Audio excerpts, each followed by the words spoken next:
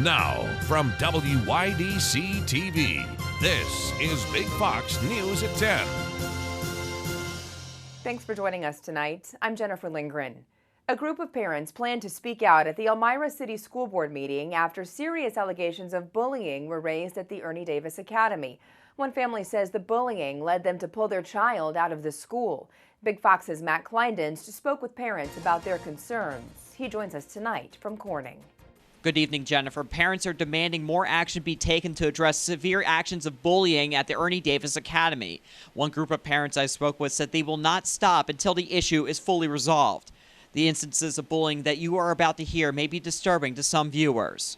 Hopefully we can come to a solution to fix this problem. David Ledger says he wants school administrators to do more to address bullying at the Ernie Davis Academy. He says his son was on the receiving end of nonstop bullying for well over a month at the school. My son started coming home every day upset because 3 or 4 kids were calling him names or hitting him and ripping up his homework. The bullying eventually escalated to more violent threats when students learned about the death of his mother. They were telling my son that he was the reason that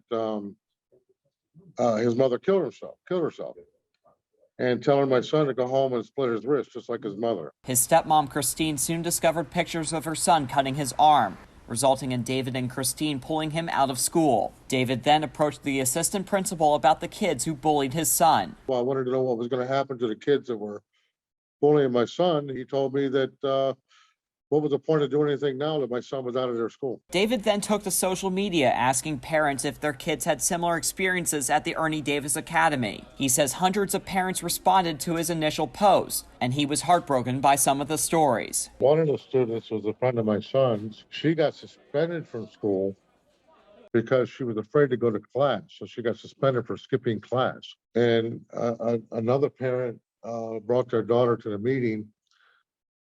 There's a TikTok challenge that the kids are going around grabbing girls' breast. Sexual harassment. And she had pictures of that and a video of it. David is organizing a group of parents to address the Elmira City School Board meeting next week about the issue. He says he wants the school district to work with parents to find a solution to the problems before something worse happens. I'm afraid this is going to escalate into something we don't want to hear. We don't want to see. Administrators with the Elmira City School District were unavailable for comments. We will be following the story for you next week when the school board meets, or if there's any new developments before then. Matt Kleindens, Big Fox, WYDC in Corning. The Chemung County SPCA is offering classes for kids in the Southern Tier. The classes are for 2nd to 5th graders and will teach kids how to look after animals in the shelter. The goal is to get kids who would otherwise be too young to volunteer at the shelter involved with the animals. The Chemung SPCA hopes to offer these classes every month. The first session begins tomorrow. Corning's Sparkle event is returning to the Gaffer District for its 46th season. The annual Christmas celebration will close down Market Street for outdoor dining and local vendors. The event will also include horse-drawn carriage rides, a community sing-along, and a visit from Santa. Sparkle will take place on December 4th. As the U.S. opens up to international travelers again, New York business owners are looking forward to their return. Just before the COVID-19 outbreak, New York City had been posting record numbers of tourists, more than 66 million in 2019. Shop owners are hoping that the return of overseas travelers will help them to rebound after a challenging couple of years. The domestic traveler comes, they stay 3 days. International travelers, they come for 5 to 7 days, and then they spend much more money than the domestic traveler would on those stays. So we welcome them back with open arms. Prior to the pandemic, Times Square was seeing around 365,000 visitors a day. That number now around 225,000. Inflation is soaring across the country and is even impacting a famous New York staple. Madison Allworth has more. It's a sign of the times. New York City's iconic $1 slice, now it's going to cost you $1.50. Two Bros Pizza in Manhattan, they've been charging $1 for their slice of pizza since they opened in 2008. But now, thanks to record high inflation, a slice of cheese pizza here in Chelsea, it's going for $1.50. No one is safe from record inflation, now at an over 30-year high. staple ingredients are up big for things like New York's famous cheese pizza. According to the latest data, wholesale food prices that restaurants pay is up 13% year over year. That's the largest year-to-year increase in 40 years. The owners of this shop, Two Bros Pizza, saying, quote, inflation is affecting every single ingredient, every single item we use. Flour, cheese, tomatoes, gloves, paper goods, paper plates, napkins, everything. Labor is definitely going up as well. And the customers we spoke to yesterday say they are noticing the cost of everything go up, and the 50% increase in New York's best deal is just the latest in a string of sticker shock. I just hope things don't get too expensive. Like, I'm not paying, $5 a gallon or whatever? Like, that's insane. When I used to live in New York, I remember it was my savior a couple times a week. So I can imagine for a lot of everyday people in New York, it's getting a little tougher. It's annoying, inconvenient. There are a number of things leading to this inflation. As we mentioned, the cost of individual goods is up, the cost of labor is up, and supply chain issues are also leading to this problem. But even with a 50% increase in price for $1.50, this is still the cheapest meal that you can get in New York City. In New York City, I'm Madison Allworth, Fox Business. As inflation wreaks havoc on many Americans, rent in cities like New York is rising again after a drop during the pandemic. Landlords in Manhattan were offering steep discounts on properties, but not anymore. In October, Manhattan rent rose to the highest rate in more than a decade. The median price for an apartment in Manhattan, more than $3,300. That's up 18% from a year ago. Two-bedroom apartments are up 20% from a year ago at a whopping $5,100 a month. Jonathan Miller, president and CEO of Miller Samuel, says he expects this trend to continue, especially as international travel demand increases and corporate America returns to work. Former Trump advisor Steve Bannon has been indicted by a federal grand jury after refusing to comply with a subpoena from a House Select Committee. The committee is investigating the January 6th riot at the Capitol. Bannon faces 2 counts of contempt of Congress, 1 for refusing to appear for a deposition and 1 for refusing to produce documents. An arraignment date has not yet been set. Each count carries a minimum of 30 days in jail, up to 1 year. Britney is free. A judge ended the Britney Spears conservatorship this afternoon. Britney's father, Jamie Spears, made medical and financial decisions for his daughter starting in 2008. Jamie Spears was suspended as conservator last month. An attorney for Britney Spears says a safety net is in place for her finances and personal care. Earlier this year, she told a judge the conservatorship was abusive and asked for it to end. On Spears' Instagram this week, she wrote, "I haven't prayed for something more in my life." With cases and hospitalizations on the upswing again in some places, some doctors are saying that a new COVID surge may be just around the corner. Griff Jenkins has more from Washington. We're not out of the woods yet. Health officials are warning of a possible 5th COVID surge, with cases spiking in more than a dozen states and hospitalizations on the rise as well. In Colorado, hospitals are so overwhelmed, officials have enacted crisis standards of care. The National Guard helping staff some hospitals, and at least 3 FEMA medical surge teams have been deployed. And on Thursday, Governor Jared Polis signed an executive order allowing booster shots for all adults in the state, saying it's the best way to bring infection rates down. I really encourage everybody to get that 3rd dose of the vaccine. I got mine, and I'm 46. I get it no matter what your age. Meanwhile, the feds are making a big push to get kids to roll up their sleeves. By the end of the weekend, the CDC says more than 1 million children ages 5 to 11 will have gotten their first dose, and in some areas, demand is starting to outpace supply. As soon as the authorization went in, we started refreshing the Walgreens website and the CVS website and trying to find an appointment. There have been no widespread reports of serious side effects, but one pharmacy in Northern Virginia announced this week they gave adult doses to more than 100 children. Officials are investigating the mistake and hoping it doesn't add to the lingering vaccine hesitancy. But a lot of people are still waiting. And the CDC says kids given the wrong dose can still proceed with the second dose 3 weeks later. In Washington, Griff Jenkins, Fox News. Millions of families are about to receive their latest monthly child tax credit payment. The Treasury Department says the next round will be distributed Monday. Eligible families can receive up to $3,600 for each child under the age of 6 and up to $3,000 for each child ages 6 through 17. But this could be the last payment if Congress does not act.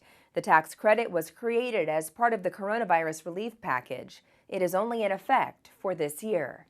Still ahead tonight, meteorologist Kim Walker has your forecast for the weekend. And later, back to school, a man with a little more life experience than the rest of his class brings home a prestigious degree. Here's your local stock market update from Big Fox.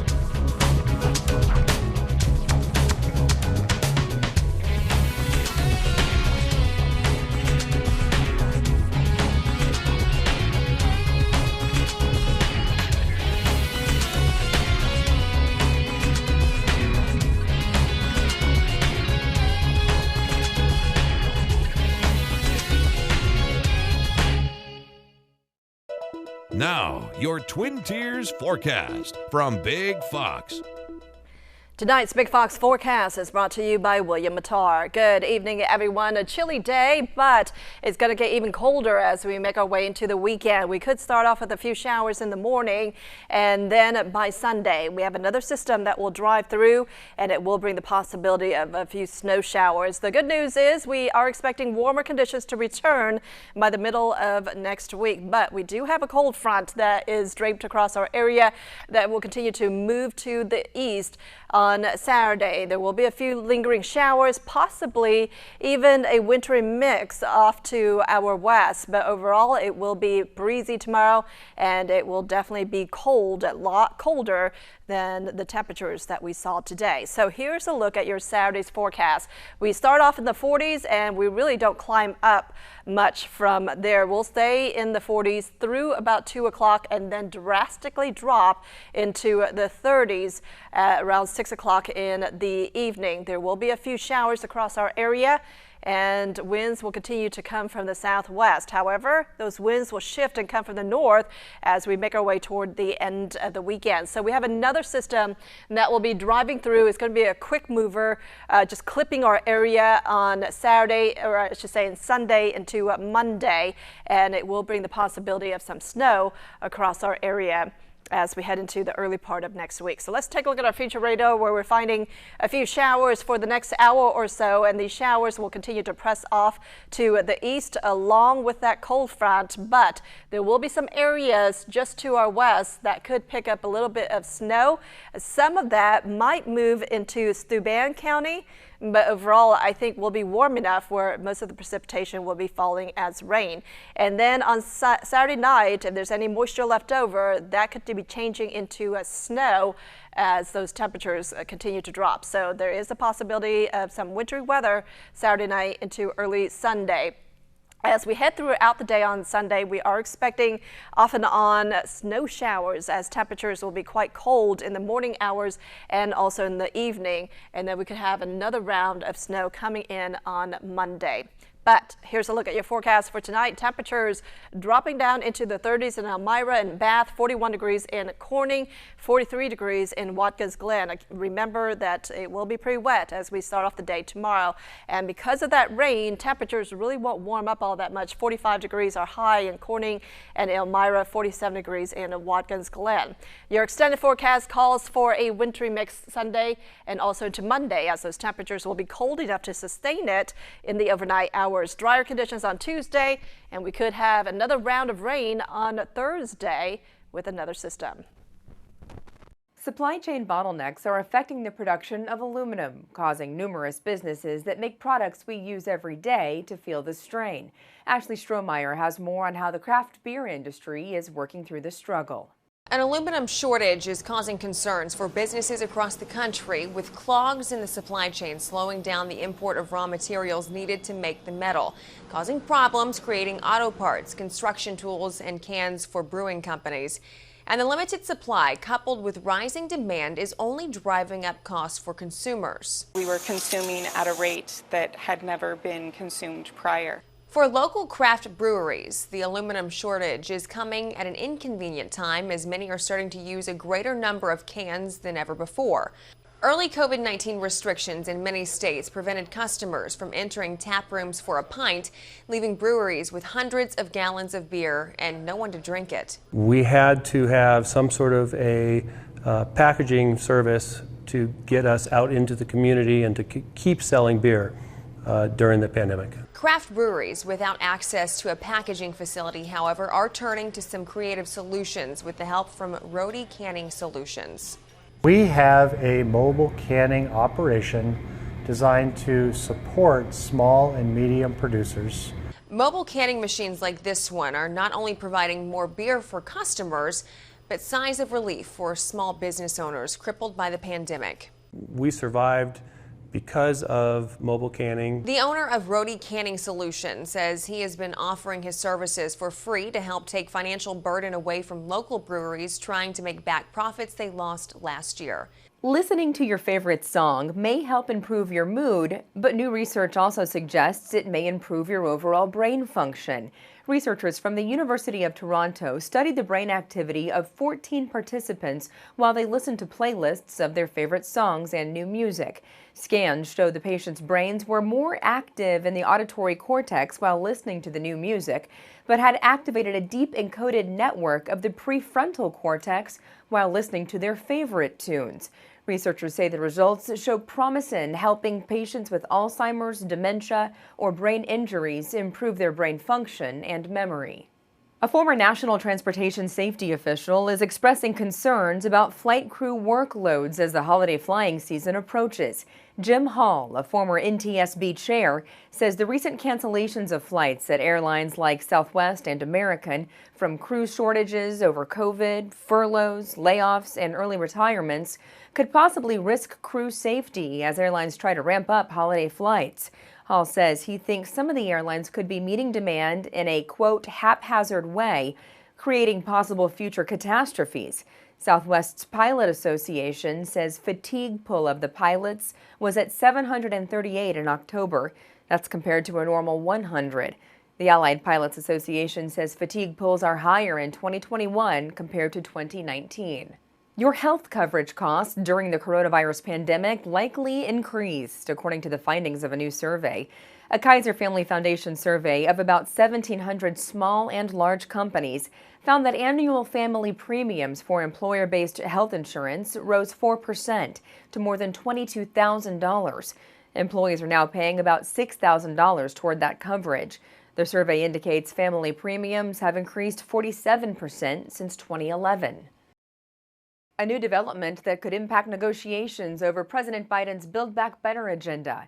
A nonpartisan think tank found that if the current draft of the Democrats' social spending package passed, it could lead to some middle-income households paying more taxes next year. Madeline Rivera reports. A sprint to the finish line for Democrats on Capitol Hill trying to pass their nearly $2 trillion social spending package. It comes as Americans are seeing rising prices at the grocery store and at the pump.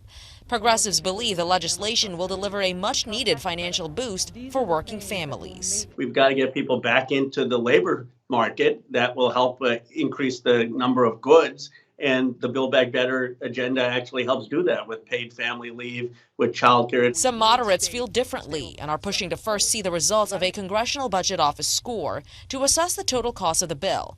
The White House has long argued it's fully paid for, but a nonpartisan think tank found the current draft of the bill would lead to 20 to 30% of middle-income households paying more taxes in 2022. Especially when the cost of everything you buy are going up, having to send more money to Washington will affect you in a tremendous way. Despite tax concerns, some economists believe the package is essential for COVID-19 recovery. A decision about this next bill should be based on whether you think the spending is sensible investment in the country's future and whether you think the taxes are appropriate. The Congressional Budget Office is still in the process of scoring the House bill, and a vote is expected later this month. The use of robots is on the rise. Robotic companies are seeing a record amount of orders amid the nationwide labor shortages.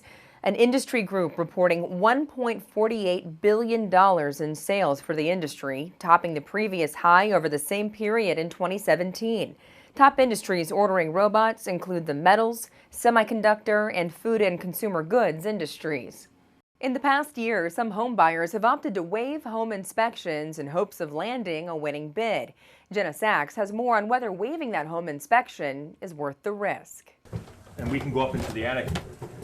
It's an expensive gamble. These joists should go all the way straight down. A wager home inspector David Colaseri advises against. If you didn't have a home inspection, you may not notice this. The Wisconsin Association of Home Inspectors tells Contact 6 it saw a dramatic decline in home inspections in 2021 as more home buyers waived their inspection contingencies. I constantly was looking at properties. William Braun wanted his offer on a condo to stand out. When you waive that inspection, things can move fast, right? And they do move fast. So that's what he did. The description of all of it was gorgeous floors, right? Well, it wasn't very gorgeous when it started popping up. Don't do what I did. The red-hot real estate market of 2021 led to aggressive offers thanks to low inventory and an influx of buyers. Prices were up nearly 13% in the 7-county area in the third quarter. In that kind of climate, an offer over asking often wasn't enough. We were seeing 10, 15, 20, sometimes 30 offers per house. Real estate agent Courtney Stefaniak says a waived inspection is appealing to sellers, but risky for the buyer. I think it's definitely situational. It's going to depend on the house. It's happening less often as the market cools off. It's still a strong seller's market, but we're maybe seeing 2, 3, 4, maybe 5 offers per house. An alternative to waiving the inspection is offering money toward needed repairs discovered upon inspection, maybe $2,000 to $3,000. You can still have your contingency in there, but you're saying I'm not going to nickel and dime or come back with a bunch of little petty stuff. William replaced his floors and carpet, paid for electricians and plumbers. I'm happy now after I redid it, but you should really go through inspection. Over the last year, Colaseri did more post-closing inspections for homeowners information only. We found chimney issues, roof issues, foundation issues. All of that is not cheap. That's why he invites agents to attend his inspection training sessions. But that's something a home inspector will look at. He gives them basic knowledge to help them help clients. But even then, home buyers should weigh the consequences before placing their bets. This is the largest decision of your life. We want to leave you with a smile tonight. An 89-year-old man in Rhode Island earned his PhD and has become a physicist after working toward it for 2 decades and thinking about it for a lifetime. Manfred Steiner recently successfully defended his dissertation at Brown University in Providence. Steiner cherishes the degree because it's what he's always wanted, and he overcame health issues that could have easily derailed his studies. Steiner shares with us some advice he'd like to pass along. My advice to them is if they love something to do that they always wanted to, please, go ahead and try it. Pursue it, because later in life you maybe regret it that you didn't do that. Thanks for watching. Have a great evening.